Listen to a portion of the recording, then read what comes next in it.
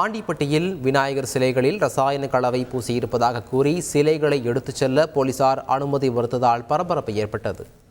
தேனி மாவட்டம் ஆண்டிப்பட்டியில் விநாயகர் சதுர்த்தி கொண்டாட்டத்தையொட்டி 100க்கும் மேற்பட்ட சிலைகள் 3 மண்டபங்களில் இந்து அமைப்பினரால் வைக்கப்பட்டுள்ளது.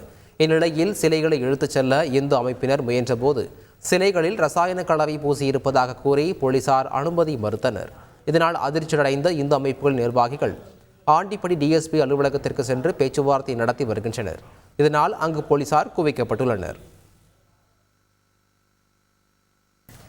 கோவை மாநகர பகுதியில் 208 விநாயகர் சிலைகளை நிறுவி வழிபட காவல்துறை அனுமதி வழங்கியுள்ளது. கோவையில் விநாயகர் சதுர்த்தியை ஒட்டி நாளையும் 9 மற்றும் 11ஆம் தேதிகளிலும் ஊர்வலம் செல்ல அனுமதி வழங்கப்பட்டுள்ளது. இந்நிலையில் சிலை பாதுகாப்புக்கு தன்னார்வலர்கள் நியமிப்பது, சிசிடிவி கேமரா பொருத்துவது உள்ளிட்ட பல்வேறு அறிவுறுத்தல்களை காவல்துறையினர் வழங்கியுள்ளனர்.